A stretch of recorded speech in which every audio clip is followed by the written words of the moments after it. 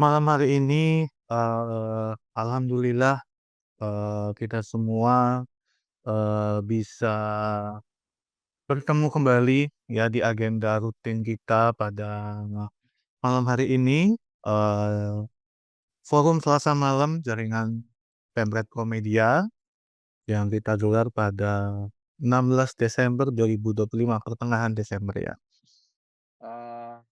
Senang bisa bertemu dengan Bapak Ibu semuanya kembali, rekan-rekan Bapak Ibu Pemret, editor, hingga mungkin ada penulis dan wartawan yang hadir pada malam hari ini.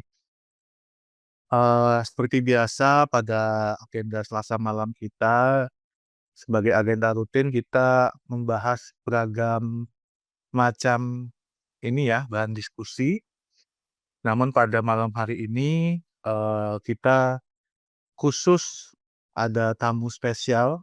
Ini sekalian saya izin memperkenalkan juga kepada Bapak Ibu semuanya, yang sudah hadir juga pada malam hari ini. Ada Mbak Aisyah Rashidila Kusuma Somantri. Selamat malam, Mbak. Halo. Selamat malam Mas Agil, terima kasih sudah diundang ke acara ini. Baik, kita yang terima kasih Mbak Aisyah sudah mau hadir pada malam hari ini. Heeh. Mbak Aisyah kabarnya nggak sendiri ya, ada tim juga ya yang hadir di sini ya? Nah, kebetulan, teman-teman researcher banyak yang tertarik juga dengan isu ini, jadi, untuk linknya itu saya sebarkan juga ke forum researcher. Jadi semoga berkenan nih, kalau misalnya teman-teman peneliti, dosen nih, ada juga yang bergabung di sini malam ini. Siap, siap.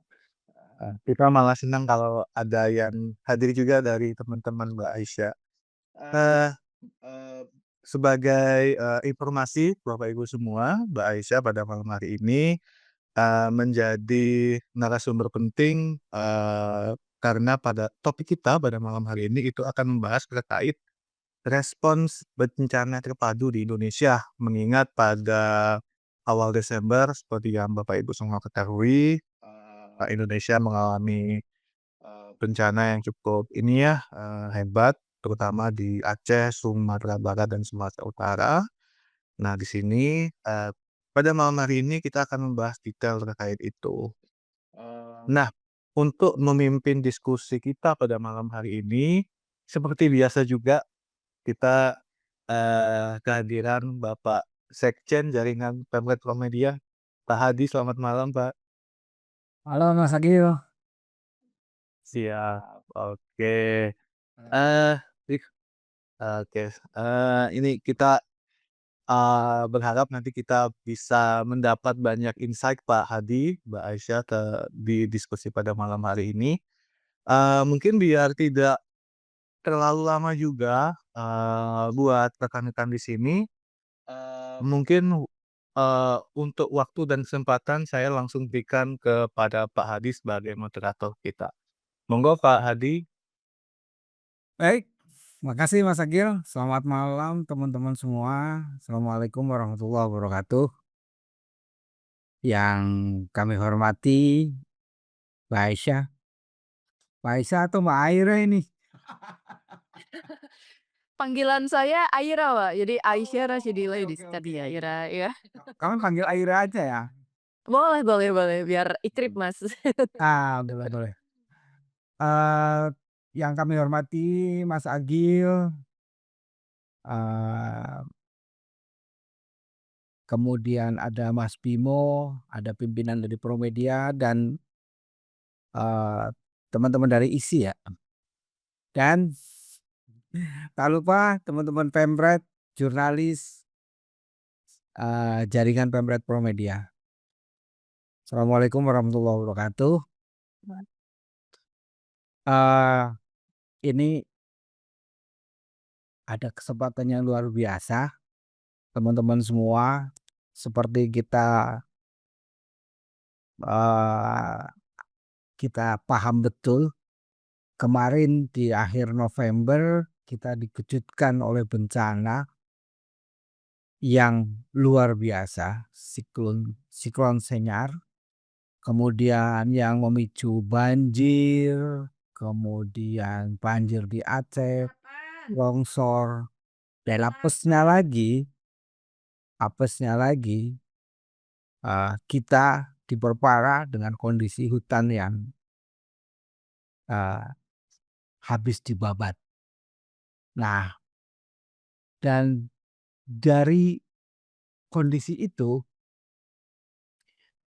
kita justru yang, eee, yang menarik bagi kita seorang jurnalis adalah ketika bencana itu ada TNI yang hadir. Selain tentu, eee, semua, bantuan-bantuan datang ya, selain BNPB, dan BNPB sendiri di dalamnya banyak banyak TNI, itu mereka, cepat sekali datang dan membantu. Nah, inilah yang, kita bisa diskusi lebih lanjut. Ternyata ada peran TNI yang cukup besar ketika ada bencana, dan tentu tidak hanya TNI-nya saja, tapi ada alat-alat persenjataan yang selama ini standby. Ketika ada bencana, mereka didatangkan. Nah, untuk detailnya, untuk lebih jelasnya, kita kedatangan tamu Mbak Aira. Saya akan sedikit spill Mbak Aira. Jadi Mbak Aira ini seorang akademisi, dosen dan peneliti yang juga aktivis di think tank ya, Pak. Salah satunya Indo-Pacific Strategic Intelligence atau ISI. Nah, peran sebagai peneliti tentu banyak sekali informasi-informasi yang patut kita dengarkan supaya, ilmu kita makin bertambah. Dan tentu nggak cuma ilmu, kita juga punya kewajiban, eee, untuk menyampaikan kepada masyarakat. Begitu, pembuka dari saya Mbak Ira, langsung saja nanti setelah itu, kita mengalir diskusi. Silakan Mbak Ira. Baik, terima kasih banyak Mas Hadi untuk pembukanya, ini sangat, komprehensif. Bapak dan Ibu mohon maaf ini, saya izin boleh share screen kah? Apakah boleh minta Boleh. dibantu? Karena sepertinya, eee, ada masalah dengan Zoom saya sedang tidak bisa share screen. Coba kembali Mbak Aira.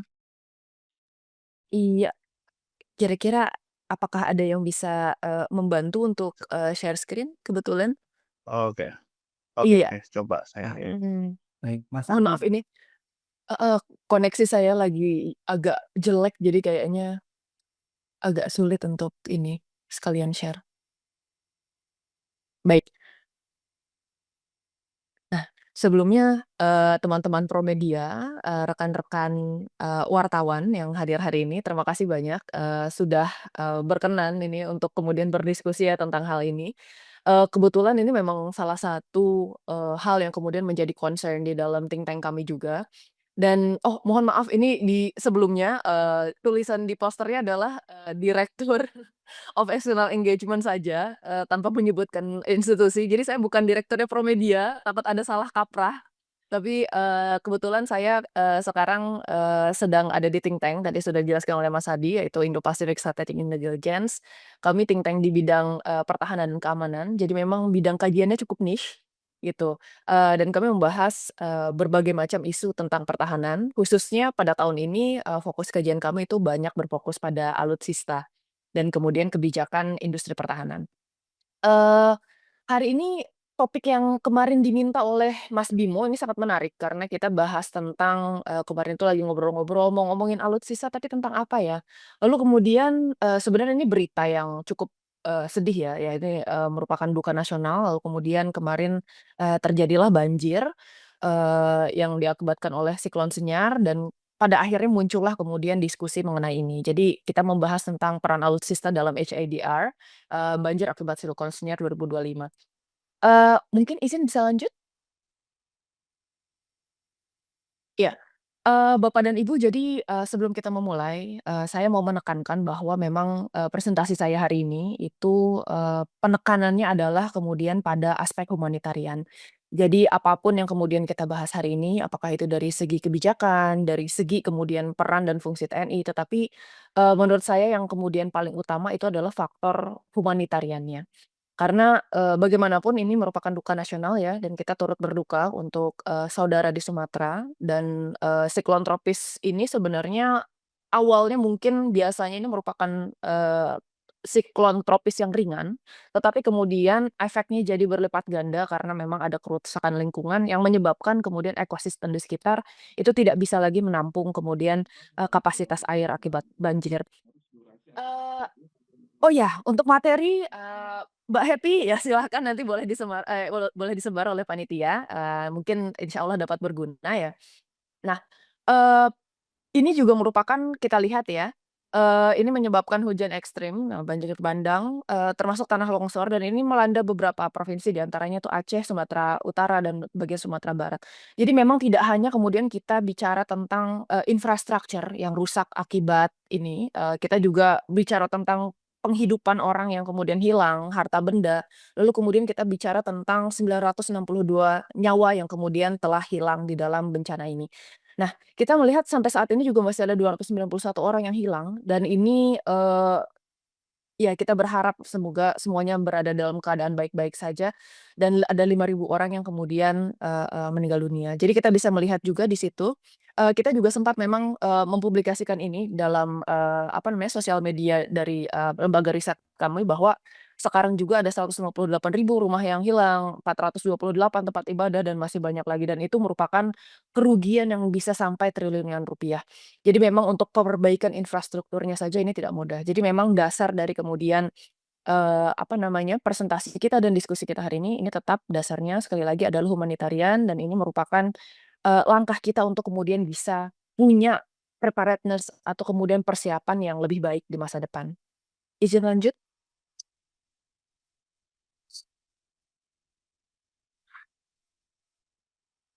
Baik, kita kembali lagi kalau kita bicara kenapa sih kemudian kok tadi tiba-tiba katanya ada, serta dari TNI. Nah, saya mau bilang bahwa memang dalam tahun ke tahun itu ada perubahan peran dari TNI ya, yang memang tadinya mungkin Bapak dan Ibu sebagian pernah mengalami di sini ya, dalam masa hidupnya bahwa TNI itu tadinya memang, dual function ya, ada dui fungsi, peran TNI yang mana kemudian TNI ini tidak hanya kemudian berperan secara profesional sebagai lembaga atau kemudian alat pelindung negara, tetapi juga berperan di ranah politik. Nah, sekarang kita lihat bahwa setelah era reformasi memang TNI ini kembali lagi fungsinya itu menjadi, eee, fungsi lembaga profesional, di mana kemudian ini ada fungsi untuk mencegah dan menangkal ya, keamanan ancaman keamanan nasional, lalu kemudian menindak ya kekuatan musuh dan untuk menjaga kedaulatan negara, dan yang terakhir ini adalah kemudian sesuatu yang kemudian relevan dengan topik kita hari ini, yaitu adalah fungsi pemulihan. Pemulihan ini definisinya sangat luas, termasuk di antaranya adalah mengembalikan kondisi keamanan bisa pasca konflik, huru-hara, terorisme, atau bahkan bencana alam. Jadi ada fungsi recovery yang dimiliki oleh TNI dalam fungsi profesionalnya. Nah, ada juga OMSP yang kemudian, dimiliki oleh TNI dalam konteks bencana alam. Yang pertama adalah ini penanggulangan bencana alam, membantu pencarian dan pertolongan SAR, dan kemudian mengamankan pelayaran serta penerbangan. Jadi memang, saya akan berargumen bahwa TNI secara hakikatnya dan fungsi profesionalnya memang memiliki kewajiban untuk bisa membantu dan turut serta berperan di dalam HIDR ya, jadi Humanitarian Assistance dan kemudian Disaster Relief.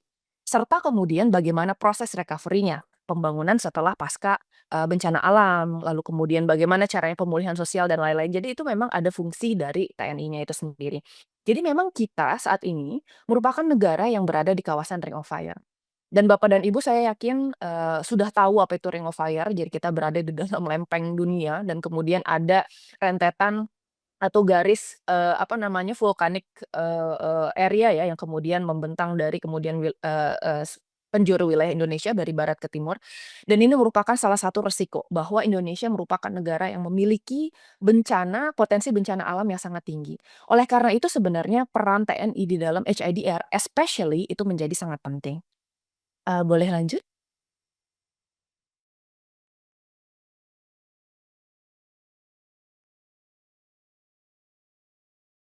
Baik, boleh lanjut, izin Mas? Ya, selanjutnya kita lihat ini ada TNI dan, banjir siklon senyar. Nah, saya akan bilang bahwa yang menjadi kapasitas utama, mohon maaf ini sebelumnya?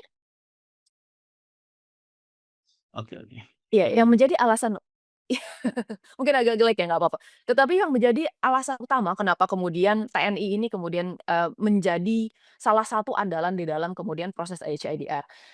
Kita kemarin, kemudian sempat menjadi pertanyaan apakah kemudian ada peran dari pemerintah daerah? Seharusnya memang ada kemampuan dari pemerintah daerah untuk bisa menangani bencana lokal. Tetapi ketika skala bencananya menjadi terlalu besar, maka kemudian ada kelumpuhan yang dialami oleh kapasitas lokal. Memang ada respons nasional yang kemudian diperlukan untuk bisa menangani ketika masyarakat lokal pemerintah lokal itu tidak bisa menangani skala bencana yang sudah terjadi ya, terutama karena kita bicara tentang bencana yang sudah, apa namanya, terjadi di beberapa provinsi sekaligus. Nah, ini biasanya coordinating agency-nya itu tetap adalah BNPB dengan kontribusi ini hanya kontribusi ya dari TNI, Polri, pemerintah provinsi, kabupaten, dan kemudian aktor internasional dan LSM. Leading sektornya tetap harus BNPB sebagai kemudian coordinating agency yang menangani, bencana. Nah, lalu kita lihat ini sekali lagi, di mana kerangka hukumnya, sekali lagi kita bicara tentang operasi selain perang, OSMP ya, yang kemudian sangat relevan dalam, penanganan bencana. Dan ini memang secara rutin melekat kepada struktur komando TNI. Dan kemudian bagaimana ini bisa membantu, apa namanya, bencana di tingkat nasional dan provinsi. Nah, yang terakhir kita lihat memang ini ada lapisan ya komando di dalam TNI. Di antaranya adalah komando lokal itu diintegrasikan melewati pimpinan sektor. Di antaranya adalah BPBD, TNI, Polri, melalui, sektor kesehatan, pekerjaan umum, pelayanan sosial, dan masih banyak lagi. Bisa lanjut? Kalau saya terlalu cepat, kadang-kadang saya suka sangat menggebu-gebu, mohon diingatkan saja Bapak moderator, takutnya, materinya terlalu cepat. Nah, ini kan Iya, siap. terwenu Eee, itu. siap, iya. Nah, lalu kita, mungkin kita lanjut, ini kenapa kemudian militer? Pertanyaannya pasti itu kan, spesifik kenapa kemudian militer? Ini pasti ada Badan SAR nasional, ada kemudian BNPB, tapi kita akan bicara tentang keterbatasan ya, dari kemudian lembaga-lembaga tersebut dalam kepemilikan platform, khususnya platform yang memiliki, jangkauan-jangkauan dan kapasitas tertentu.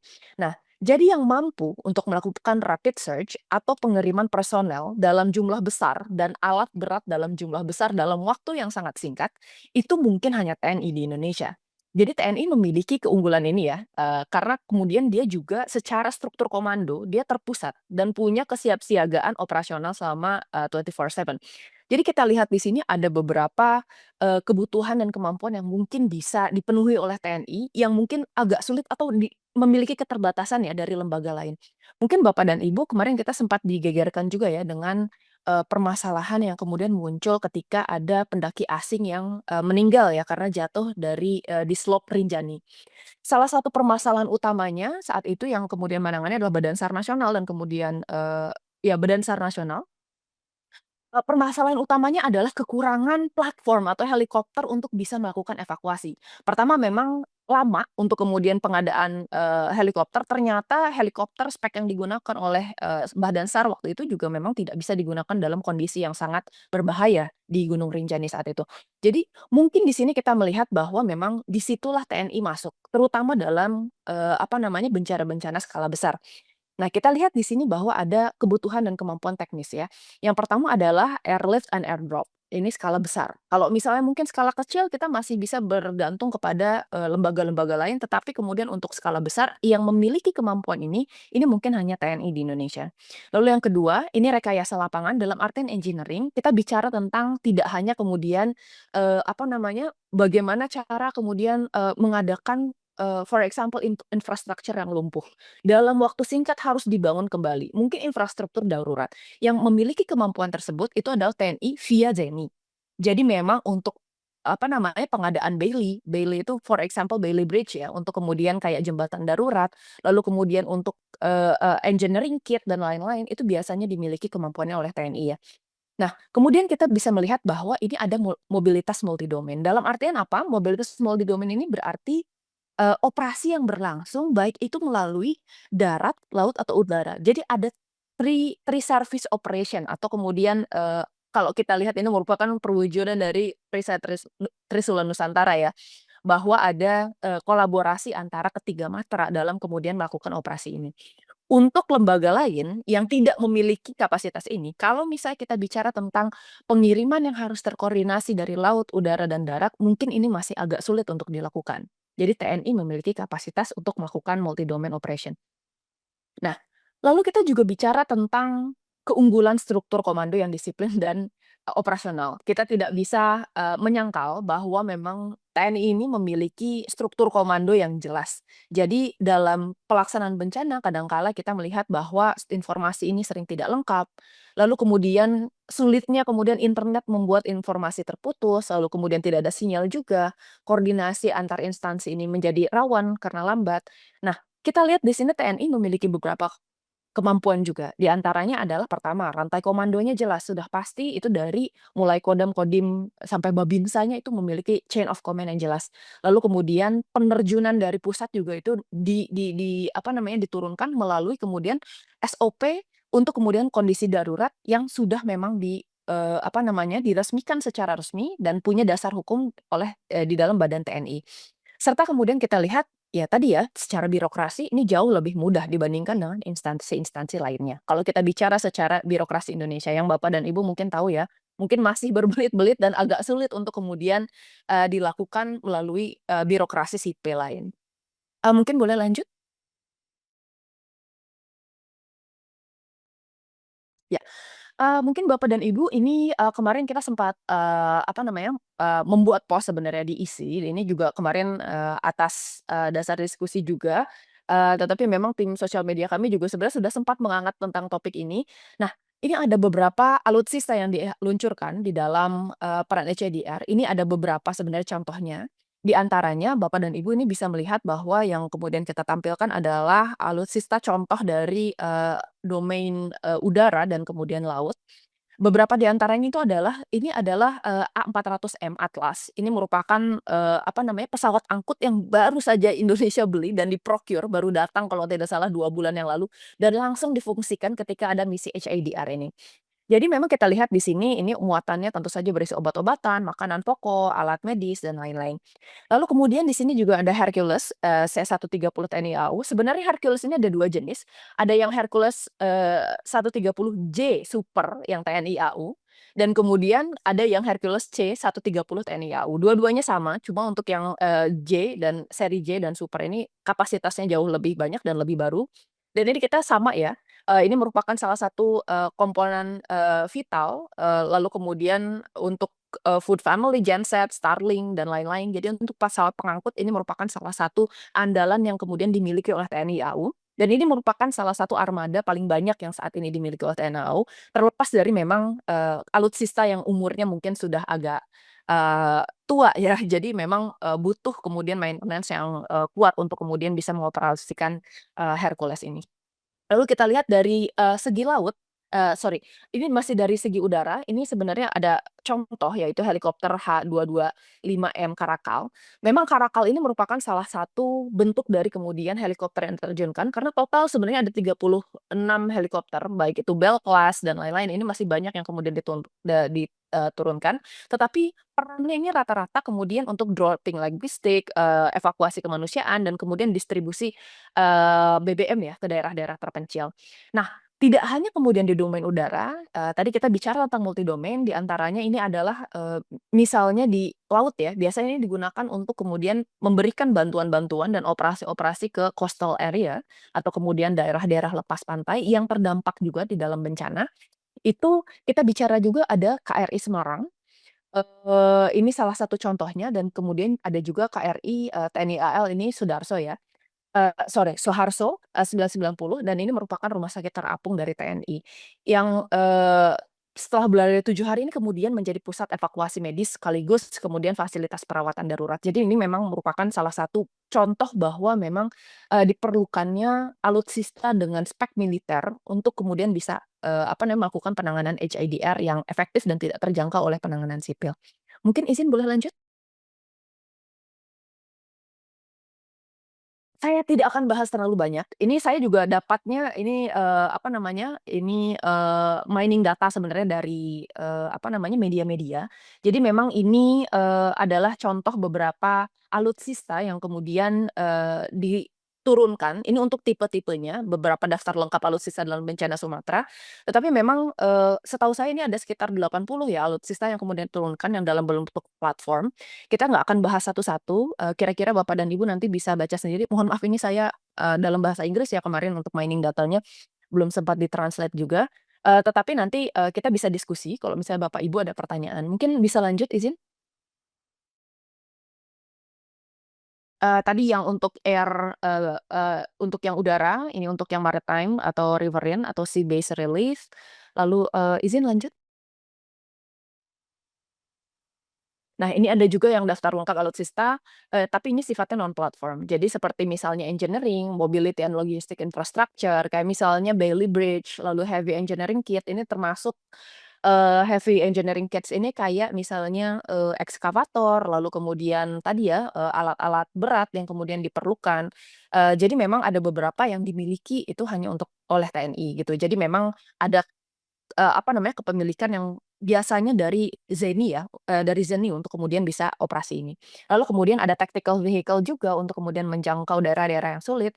Nah, termasuk ini di sini ada medical command and communication, termasuk tadi ya, medical units di dalam, rumah sakit, lalu kemudian, medvac dan kemudian SARTIM, airdropping supplies, di mana di sini ada kemudian low cost, low altitude parachute, yang kemudian ini harus banyak juga peruntukannya dan di sini ada field command post atau mobile communication suites. Jadi kayak, alat komunikasi satelit yang sifatnya mobile yang kemudian bisa dimanfaatkan di situ. Mungkin bisa lanjut izin? Baik. Nah, tetapi memang kita bukannya tanpa perdebatan ya, ketika kita bicara tentang, penurunan TNI di dalam bencana. Ini kita selalu kemudian, bicara tentang ini adalah apa yang terjadi, lalu kemudian kita melihat mungkin idealnya seperti apa. Maka dari itu sebenarnya HADR yang kemudian saat ini dilakukan TNI juga, ini tidak terlepas sebenarnya dari apa yang kemudian mungkin ya, upaya yang mungkin bisa dilakukan dengan lebih baik. Yang pertama, ini kita lihat bahwa kalau dari media-media, ini banyak yang kemudian membahas mengenai ketepatan waktu dan kemudian lonjakan yang sifatnya, reaktif ya, versus misalnya kesiapsiagaan yang kemudian dimiliki oleh kemudian, aparat pemerintah serta kemudian TNI dalam penanganan permasalahan. Tetapi kita juga sekali lagi ya, di sini berarti kan ada evaluasi yang harus kita lakukan di dalam peran alutsista dalam banjir Sumatera. Yang pertama adalah sebenarnya kita selalu bicara HIDR ini dalam kerangka dual use of TNI. Jadi bagaimana kemudian TNI ini memiliki kapasitas untuk tempur sekaligus untuk HIDR. Pertanyaannya adalah ketika kita sudah tahu bahwa Indonesia ada di Ring of Fire, kita sudah tahu bahwa Indonesia memiliki resiko besar untuk kemudian memiliki bencana alam. Apakah itu gempa, apakah itu tsunami, apakah itu kemudian banjir dan masih banyak lainnya. Kemudian kita harusnya menjadikan HIDR ini sebagai mission set resmi dalam perencanaan alutsista dan bukan hanya sebagai dual use saja. Ini kan berarti kita melihat bagaimana caranya perencanaan yang berdasarkan capability based planning ini memasukkan HIDR ke dalam kemudian pertimbangan perencanaan alutsista TNI dan tidak hanya kemudian kita bicara tentang ancaman yang bersifat kemudian tempur ataupun sifatnya strategik ya. Nah, yang kedua kita lihat, coba reorientasi pengadaan alutsista ke enabling capabilities. Apa saja kemudian enabling capabilities? Ini sebagai contoh, ini, eee, this is for example but not limited to ya, jadi tidak terbatas ya, eee, pada benda-benda yang kemudian, alutsista yang kemudian saya sebutkan di bawah ini. Di antaranya adalah kemudian transport aircraft, helikopter untuk medium lift, landing shift tank, modular engines units, ini seperti misalnya tadi ya Bailey Bridge, heavy engineering kits, dan kemudian mobile RO water ini seperti apa namanya, purification ya untuk kemudian air, reverse osmosis water, untuk kemudian bisa menghasilkan, air bersih misalnya dan kemudian genset besar dalam kemudian pengadaan, TNI ya, di masa depan. Jadi memang sejauh ini capability base kita itu hanya terbatas kepada pertimbangan tempur saja, tetapi belum ada kemudian pertimbangan yang sifatnya memang fokus ke arah HADR. Nah, lalu kemudian kita lihat juga di sini prepositioning alutsista HADR di wilayah rawan bencana. Jadi memang seharusnya karena kita kemudian memiliki pertahanan yang sifatnya berlapis, memang harusnya TNI yang kemudian ada di wilayah, selain kemudian kita bicara tentang pengawasan sipil. Saya yakin kemudian Bapak dan Ibu juga mungkin, pernah mendengar bahwa kemudian pertahanan yang sifatnya berlapis di Indonesia, ini mungkin dilakukan sebagai sarana pengawasan masyarakat ya. Ketika era Orde Baru, karena waktu itu duifungsi dan kemudian, kita menjadi, negara intelligence atau state intelligence, yang mana di situ TNI memiliki kontrol yang sangat kuat kepada masyarakat sehingga kemudian kontrolnya berlapis Bapak dan Ibu, ada di tingkat provinsi, kota, kabupaten, desa, wah itu sampai kampung itu lengkap pokoknya. Tetapi kemudian pertanyaannya di dalam wilayah yang rawan bencana, apakah kemudian sekarang fungsi pengawasan itu masih tetap relevan? Terutama karena kita sudah beralih ke apa namanya, ke era ini ya, ke era, reformasi dan kemudian ke era yang sifatnya diplomatik. Mungkin kita lihat selain kemudian memastikan keamanan di wilayah tersebut, kita kemudian keamanan dalam hal pertahanan negara dan kemudian mempertahankan negara, ini ada juga prepositioning alutsista yang kemudian berfungsi untuk HADR. Dalam artian apa saja, for example ini yang kita sebut tadi list-nya ya, mulai dari transport aircraft sampai mobile RO, mungkin di sini harus ada pengalokasian khusus untuk kemudian bisa, dimanfaatkan ketika sewaktu-waktu memang terjadi bencana. Karena dari tahun ke tahun Bapak dan Ibu kita lihat pola bencananya itu pasti akan tersalur ke beberapa wilayah yang itu-itu aja sebenarnya. Kalau kita lihat, Bapak dan Ibu juga pasti, ingat kan banjirnya, atau tsunami itu ada di Sumatera, lalu kemudian kita lihat yang ada di dekat, apa namanya, gunung berapi mungkin Yogyakarta dan sekitarnya, Cianjur, itu selalu kemudian menjadi, wilayah yang rawan, bencana gitu. Nah, lalu kita lihat di sini, standarisasi peran TNI, ini sebagai enabler, lagi-lagi ya, bukan lead. Jadi saya menekankan bahwa, apakah kemudian peran alutsista dan kemudian terjunnya TNI di dalam HIDR Sumatera ini penting? Ya, penting, sangat penting. Karena pada akhirnya kita bisa bicara bahwa sekali lagi, ada kapasitas yang dimiliki oleh TNI, yang tidak dimiliki oleh kemudian, lembaga-lembaga lain. Tetapi kemudian kita lihat di sini TNI ini di sini hanya sebagai enabler, kapasitas pendukung untuk kemudian melaksanakan tupoksinya dalam melakukan, operasi militer selain perang. Nah, kita lihat di sini bukan lead, bahwa lead ini harus selalu kemudian dipegang oleh lagi-lagi coordinating agency-nya atau BNPB. Nah, terakhir adalah nih, ini adalah sesuatu yang mungkin kita semua tahu bahwa kita butuh transparansi dalam penggunaan alutsista dan anggaran. Sejauh ini saya yakin sebenarnya kita bisa belajar dari beberapa negara lain bahwa yang kemudian menyangkut tentang militer itu sebenarnya tidak selalu confidential. Terutama kalau misalnya sudah menyangkut isu-isu yang sifatnya berurusan langsung dengan kepentingan sipil dan kemudian kepentingan publik. Bahwa akuntabilitas dan kemudian transparansi penggunaan alutsista dengan anggaran ini penting. Kalau kita bicara tentang misalnya isu misi rahasia ya, taruhlah misalnya misi-misi intelijen. Oke, di dalam rezim demokrasi seperti ini, mungkin transparansi itu menjadi sulit, untuk kemudian kita bisa membeberkan beberapa, detail ya dari kemudian operasinya, penggunaan alat dan lain-lain itu mungkin itu adalah confidential. Tetapi kemudian kita tidak boleh tidak boleh lupa bahwa kemudian untuk kemudian operasi HIDR ini merupakan operasi sipil dan butuh transparansi serta akuntabilitas di dalam kemudian penggunaan, apa namanya, alat-alatnya, untuk apa saja yang diturunkan, berapa unit, untuk apa. Dan lain-lain. Dan selain kemudian alat-alat ini juga, mohon maaf saya lupa menyebutkan bahwa selain kemudian penerjunan hampir 80 platform, untuk HIDR ini, ada juga sekitar 4.000 kalau nggak salah personil TNI yang memang diterjunkan langsung ke lapangan untuk kemudian bisa membantu, apa namanya, proses disaster relief ini. Izin lanjut? Kalau tidak salah ini slide terakhir kita, saya janji ini terakhir. Udah hampir 40 menit nih Kak saya bicara. Aman, Apa aman. kemudian iya, what's next for Indonesia's HIDR? Nah, yang pertama adalah membangun National HIDR Capability Framework. Ini yang belum kita punya. Jadi, capability framework ini lebih ke arah siapa yang kemudian bertanggung jawab, bagaimana koordinasinya, apa kemudian peran TNI di sana, kemudian bagaimana cara menyalurkan apa namanya alutsista dan cara penyaluran bantuan, koordinasi dari yang berlapis antar anggotanya seperti apa, peran masyarakat sipil, Pemda dan lain-lain itu seperti apa. Jadi itu perlu ada framework yang kemudian dibangun ya. Kalau bisa kita lihat, tadi sekali lagi Indonesia tidak terlihat seperti, negara yang siap, padahal sudah memiliki dan mengalami banyak bencana alam. Nah, makanya kita perlu National HIDR Framework yang kemudian berdasarkan, kapasitas kita sebagai kemudian, negara yang memiliki, kemampuan ya untuk bisa hadir di sana untuk masyarakatnya ya, dan kemudian bisa, terjun di dalam kemudian, civilian crisis seperti ini. Yang kedua adalah integrasi teknologi sipil militer, ini termasuk diantaranya adalah seperti, sensor, cuaca, lalu kemudian sensor gempa, radar, dan lain-lain yang kemudian diperlukan ketika kemudian terjadi bencana. Bagaimana caranya agar kemudian ada dual function dari kemudian teknologi sipil yang bisa berfungsi untuk mendukung dual function dari militer yang kemudian bisa mendukung operasi sipil, atau bahkan sebaliknya. Peralatan sipil yang kemudian bisa berfungsi untuk kemudian operasi militer dalam konteks HIDR, ya.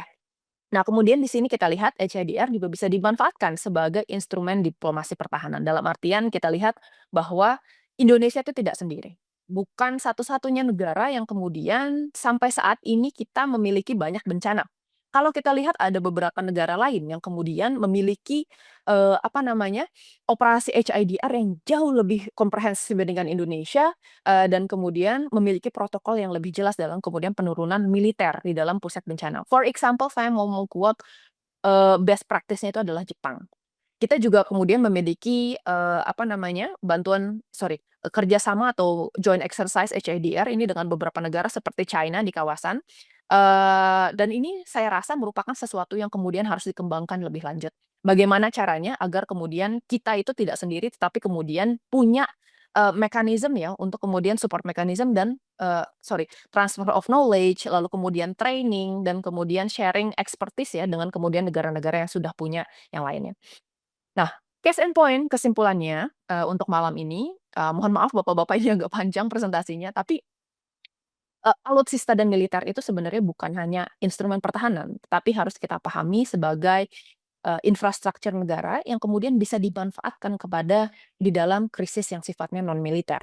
Nah, kita melihat nih, tantangan ke depan kita itu bukan apakah TNI itu harus dilibatkan atau tidak. Jelas itu harus dilibatkan, tetapi bagaimana memastikan agar keterlibatan tersebut ini tepat sasaran. Lalu kemudian sifatnya transparan dan memperkuat dan bukan menggantikan kapasitas sipil.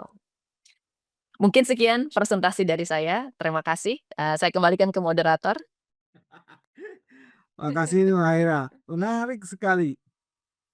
Jadi tadi terakhir itu ya, bagaimana peran militer yang ternyata lumayan sentral untuk sebuah, bencana. Nah, kira-kira saya yang dari presentasi sepanjang itu yang belum terjawab adalah ada nggak sih batasan-batasan, peran militer di HIDR ini? Kira-kira, itu pertanyaan, simpel tapi, kayaknya tadi, agak kelewat. Gimana, Kak? Baik, untuk batasan, Mas, mungkin saya kira memang TNI ini kan di sana sebagai sebenarnya supporting role, Mas. Memang secara prinsip TNI itu punya kemudian tadi ya kewajiban untuk melakukan operasi militer selain perang. Dengan melakukan tadi disaster relief, lalu kemudian rekonstruksi, tetapi sekali lagi batasannya adalah TNI ini sekali lagi sebagai supporting role dan harus kita pahami bahwa supporting role ini tidak boleh memimpin. Jadi koordinasi, lalu kemudian, lalu kemudian pemetaan masalah, lalu kemudian kebutuhan, yang kemudian mencatat dan mengalokasikan dan mengkoordinasikan itu kepada kemudian markas besar TNI, itu adalah BNPB, harusnya. Jadi BNPB ini harusnya mengalokasikan pemetaan, dari melalui pemetaan tersebut ya, mengalokasikan kebutuhan apa saja yang kemudian mereka perlukan dalam melakukan proses HIDR. Jadi dari Mhm. BNPB, prosesnya seharusnya ya Mas ya, lalu dia kemudian mengidentifikasi butuh apa saja, lalu kemudian diinformasikan ke TNI, kita membutuhkan misalnya berapa ribu pasukan untuk kemudian diturunkan ke sekian ratus misalnya kabupaten berbeda. Lalu kemudian kita membutuhkan, peralatan udara apa saja, ini aja untuk kebutuhan apa gitu, lalu kemudian laut apa saja gitu untuk kebutuhan apa. Jadi itu biasanya dikoordinasikan melalui Badan Koordinasi Sipil. Dan itu tentu saja BNPB pun menghimpun data tersebut itu dari pemerintah lokal. Yang seharusnya pemerintah lokal sendiri pun itu memiliki pendataan khusus Mas terkait masalah itu. Tetapi kan di sini yang menjadi permasalahan adalah memang meskipun pemerintah lokal sudah bisa mendata, mengkomunikasikannya dengan BNPB, tetapi memang pemerintah lokalnya tidak memiliki kemampuan. Maka dari itu kemudian dialihkan ke pemerintah pusat. Dari pemerintah pusat, baru dari BNPB itu sebagai badan coordinating, baru dia melakukan kemudian permohonan kepada institusi-institusi untuk melakukan, apa namanya, assistance ya. Jadi kemudian bantuan untuk proses HIDR-nya. Baik, teman-teman, Yes. saya buka, pertanyaan, silakan sebelum saya bacakan pertanyaan yang di komen, silakan jika ada yang tanya langsung bisa melambaikan tangan, apakah ada? Jika tidak, saya akan bacakan dulu ini dari Mas Adi Ganjar dari Jatim 24 Jam. Eee, ini soal penggunaan alat militer, itu operasionalnya mahal. Sebenarnya seberapa mahal, eee, kalau dari, risetnya ISI ini? Mmm, Begitu, Mbak. saya setuju Mas, itu mahal dan memang sebenarnya untuk operasional, alat militer ini pertama, memang mahal, yang kedua ada resiko yang mungkin jarang juga kita bicarakan ya Mas, yaitu beban lingkungan sebenarnya. Jadi memang carbon cost dari penggunaan militer itu, memang itu sangat besar dan memang bisa dilihat bahwa di dalam kemudian, ini kita bicara tentang statistik secara umum ya Mas ya, dan, tadi pertanyaan dari Mas Yuda ya kalau nggak salah ya? Eee Mas Adi Ganjar. Mas Adi, mohon maaf, iya. Mas Adi tadi ada chat, oh iya ini Mas Yuda beda lagi pertanyaannya, baik. Dari Mas Adi, bahwa, ketika kita menggunakan kemudian alat militer tadi ya, tidak hanya kemudian operational cost-nya yang sangat besar, tetapi juga kita bicara tentang kemudian tadi ada, unseen consequences yaitu kemudian carbon cost-nya juga besar. Terutama untuk wilayah-wilayah bencana di mana kemudian itu diperlukan ya Mas ya, sustainability saat itu gitu. Tetapi pada akhirnya kita melihat, ini lebih ke arah kemudian skala prioritas. Ini damn if you do, damn if you don't. Jadi kalau misalnya seandainya pemerintah tidak menurunkan peralatan alutsista militer dan teknologi militer untuk kemudian turun di HIDR, mungkin konsekuensinya akan lebih besar lagi dibandingkan dengan kemudian beban operasional yang kemudian kita miliki. Sejauh ini saya juga kurang tahu karena jujur saya, apa namanya, belum ngecek juga, mungkin ini nanti, Mas, Mbak, kita bisa cek sama-sama, kira-kira berapa anggaran per tahunnya untuk kemudian, penanggulangan bencana ya, yang dimiliki oleh Indonesia secara total, yang dimiliki oleh militer dan kemudian Indonesia secara total. Karena ini kan sebenarnya termasuk kepada operasi yang sebenarnya tidak terduga ya. Gitu. Eee, untuk BNPB pasti ini ada operasionalisasi anggaran, tetapi untuk sesuatu yang tidak terduga, jujur saya ini kurang tahu dan belum ngecek juga. Tetapi kemudian ini kita harus lihat bahwa memang lagi-lagi ya, humanitarian aspek itu paling utama. Jadi bagaimana caranya, pertama kita, pasti dapat mengatasi situasi tersebut dulu dan kemudian mengendalikan, situasinya agar kemudian bisa di bawah, apa namanya, kontrol. Dan yang kedua, kita melihat bahwa ini ada pemetaan asesmen dan kapabilitas. Sekali lagi, meskipun mahal, tetapi kemudian ini pertanyaannya apakah ada cara lain untuk kemudian bisa menyalurkan bantuan atau kemudian mencapai daerah-daerah tertentu yang aksesnya putus sama sekali. Karena jujur Mas, di beberapa akses, ini saya punya kawan yang kemudian memang, bertugas di sana. Eee, jadi memang akses dari mulai sinyal telepon, akses jalan, lalu kemudian infrastruktur semuanya hancur. Jadi memang tidak ada kemudian cara untuk mencapai wilayah-wilayah tersebut selain dengan kemudian fasilitas militer, Mas, teknologi alutsista militer, gitu. apakah kita pakai komersial, justru itu lebih mahal lagi kalau kita bandingkan ya kemudian. Apakah kemudian untuk charter pesawat misalnya, kan nggak mungkin juga untuk kita lakukan dan kemudian untuk pesawat komersial kargo for example, untuk kemudian menerbangkan. Mungkin itu bisa diperbantukan, tetapi kemudian apa yang kemudian sudah dimiliki oleh negara dan bisa dimanfaatkan saat itu, maka itu yang kemudian dilakukan. Nah, kita lihat juga kemudian ya tadi ya Mas, sekali lagi skala prioritasnya. Skala prioritasnya apa? Untuk saat ini sebenarnya skala prioritas adalah kemudian pemberian bantuan, lalu kemudian, apa namanya, pembukaan akses ke wilayah-wilayah yang kemudian tidak bisa dijangkau tersebut, dan sekali lagi, untuk kemudian skala prioritas tersebut pada akhirnya ya mau tidak mau kita harus mengorbankan memang sebagian anggaran kita untuk kemudian bisa merespon ini. Karena pada akhirnya tadi Mas, kalaupun misalnya terdapat kritik terkait anggaran yang mahal, saya kira nyawa manusia dan kemudian sustainability hidup manusia di sana itu jauh lebih mahal dibandingkan dengan kemudian mengeluarkan extra cost dari APBN kita. Ya, baik baik. Itu memang, sangat luar biasa ya. Jadi kita harus tergugah.